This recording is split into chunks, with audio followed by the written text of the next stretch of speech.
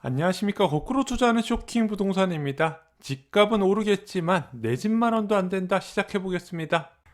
자, 여러분들도 다 알고 계시는 대한민국을 대표하는 부동산 전문가가 있습니다. 심교원 건국대학교 교수님이 있고요. 권대중 명지대학교 부동산대학원 교수님이 있습니다. 자, 언론들이 부동산 뉴스를 다룰 때 대부분 이 심교원 교수님이나 권대중 교수님의 인터뷰 내용이 포함이 됩니다. 근데 이 두 분은요, 정부의 개입을 최소화하고 시장 원리에 맞게 부동산 시장이 스스로 가격을 찾아가는 방식을 선호하는 걸로 여러분들이 잘 알고 계실 겁니다. 여기와 더불어서 내 집만 원은 적극적으로 권장하는 편으로 유명하시죠.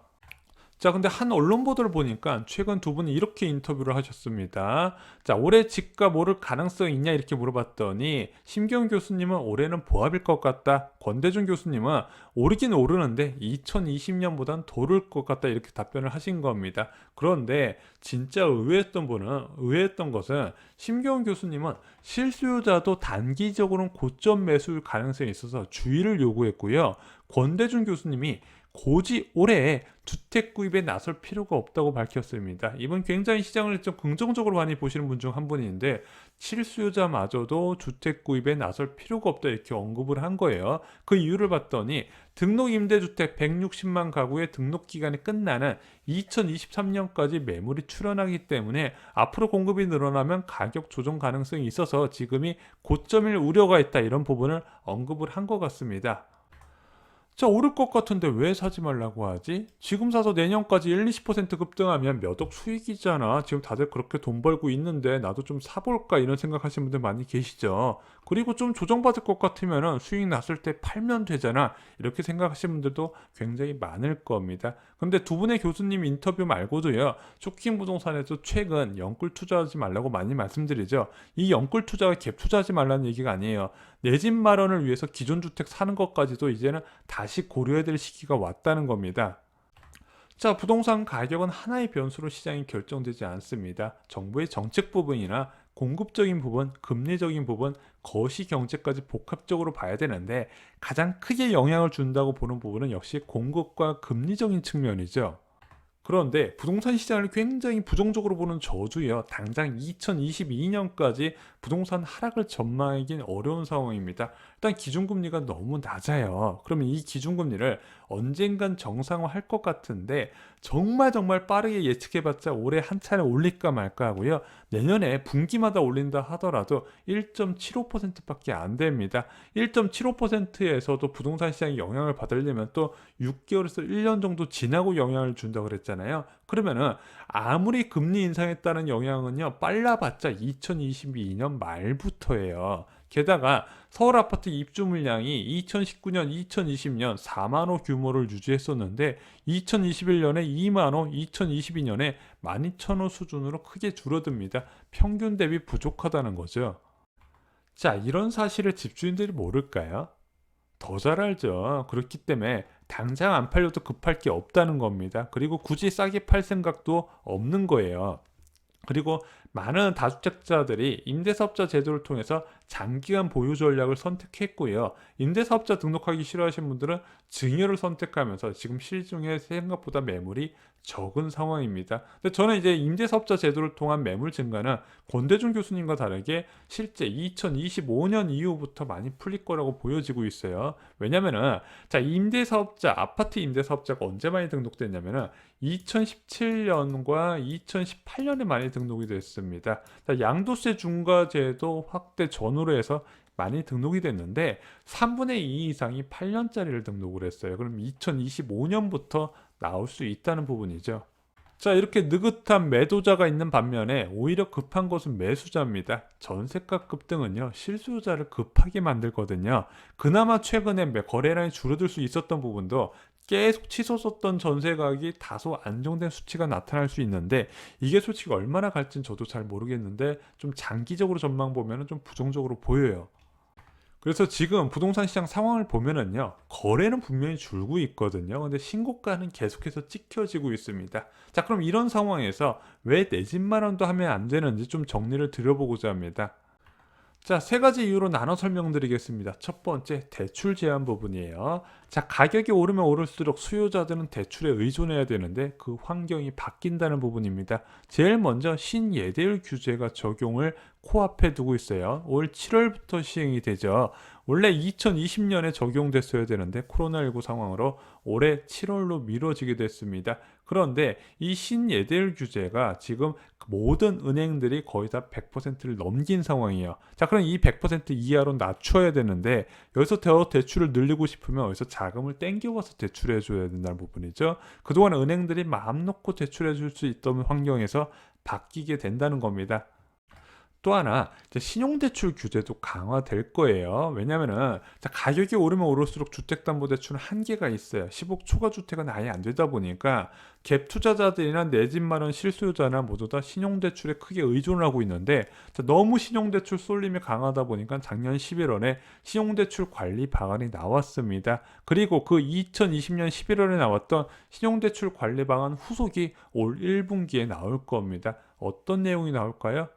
당연히 과도한 부채를 갖고 주택을 마련하는 거에 대해서 규제가 추가된다는 부분인데 이런 규제 강화는요 아무래도 고가 주택에 더 큰 타격을 주게 됩니다.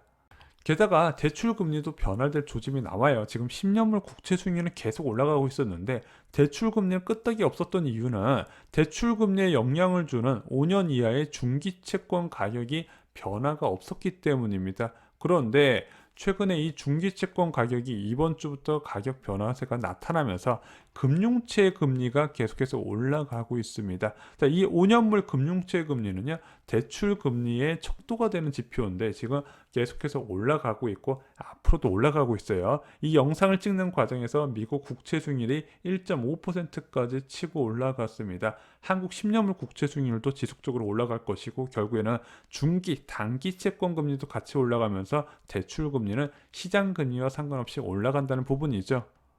자, 두 번째 이유는요, 바로 금리 인상 부분입니다. 현재 0.5%의 기준금리예요. 자, 2014년부터 주택가격이 지속적으로 오를 수 있었던 이유, 부동산 가격이 한번 조정을 받을 타이밍에서 다시 한번 부동산이 급등할 수 있었던 이유는 결국에는 지속적인 저금리에 기반이 깔려 있다고 생각을 합니다.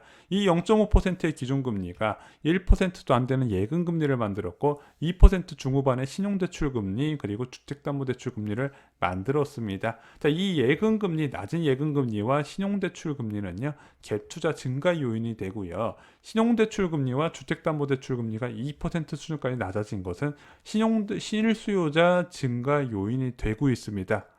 자, 그런데 지금 경제 상황이 과거 2010년과 2011년과 굉장히 유사해요. 그 당시에도 5차례 기준금리 인상이 이루어졌습니다. 만약에 그 당시와 비슷하게 간다 하더라도 1.75%까지 기준금리가 오를 가능성이 있고 저는 개인적으로 여기보다 더 높게 올라갈 가능성도 충분히 있다고 보고 있습니다. 자, 그런데 1.75%의 기준금리가 나오면 예금금리는 2.3%까지 나오고요. 신용대출금리는 4%, 5%대까지 올라갈 수 있습니다.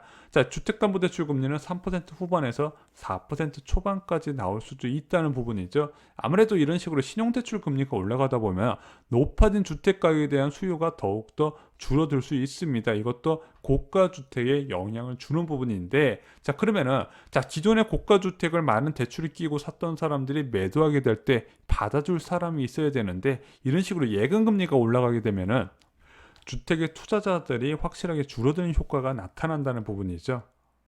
자, 세 번째 이유 살펴보겠습니다. 바로 과공급 우려라는 부분이죠. 자, 이 과공급은 왜 발생을 할까요?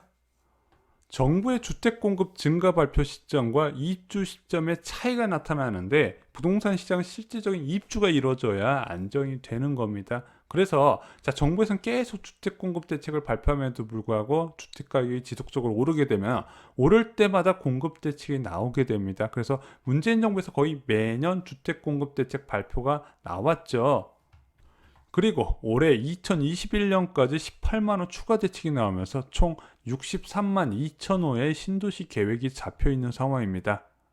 자, 간단하게 설명을 드리겠습니다. 서울에 공동주택이 153만 호가 있어요. 그런데 여기 거주하시는 분 상당수가 신도시로 이주를 한다고 생각을 해볼게요. 무려 63만 호의 아파트가 지어지고 경기, 서울에 기존 주택에 거주한다는 사람들이 이주를 해서 내 집 마련에 들어가는 부분이죠. 그러면 그 기존에 살던 집들은 어떻게 될 거냐? 새로운 수요가 대체를 해야 되는데 만약에 이 새로운 수요를 초과하는 공급이 이루어지고 이주가 일어나게 된다면 문제가 된다는 거죠.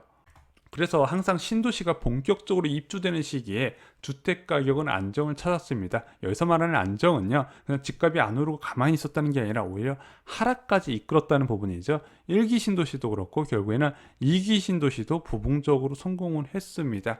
야, 그런데 신도시 공급이 2025년부터잖아. 그때까지 주택 가격이 얼마나 오를 줄 알고. 서울은 공급 부족의 2022년까지고요. 2023년 둔촌주공 입주를 시작으로 대규모 정규비 사업에서 본격적인 입주가 진행되기 때문에 그때부터는 좀 공급 불안 부분은 좀 없어질 거다. 저는 개인적으로 이렇게 생각하고, 이런 공급 불안이 없어진 상황에서 대규모 이주 수요가 신도시를 통해서 발생하면서 주택시장에서 수급 불균형이 일어날 가능성이 있다 보여지고 있는 겁니다. 그리고 생각보다 아파트가 많다는 인식이 깔리게 되면요, 주택가격의 평가는 다시 받는다는 부분 여러 번 말씀을 드렸습니다. 자, 아파트 가격은요, 흐름에 따라서 큰 변동성을 나타나게 됩니다. 한번 상승 흐름이 나타나게 되면 웬만해선 꺾이기 힘든데, 이 지속적인 상승세가 어느 순간 꺾이게 되면 거짓말처럼 매수자가 사라지는 현상이 나타납니다. 지금 그 흐름이 바뀔 가능성이 당장은 아니지만 2023년부터 눈에 띄게 보이기 때문에 내 집 마련도 좀 자제하라고 전문가를 포함한 저도 그렇게 말씀을 드리는 겁니다. 그래서 이런 이유를 종합할 때 굳이 지금 살 이유가 있냐, 정 내 집 마련을 원하시면 청약으로 들어가시면 된다, 이렇게 말씀을 드렸습니다. 자, 야, 이렇게 분양가 올려놨는데 청약을 해도 되냐, 이렇게 물어보실 수도 있는데, 지금 이제 분양가를 올리는 정책이 이제 언론을 통해서 많이 와전된 부분이 있습니다. 저희 영상 올려놨으니까 그 부분 참고하시면 도움이 되실 겁니다. 지금은 청약이 가장 확실한 내 집 마련 수단이다, 이렇게 말씀을 드립니다. 좋아요, 구독, 공유 꼭 부탁드립니다. 감사합니다.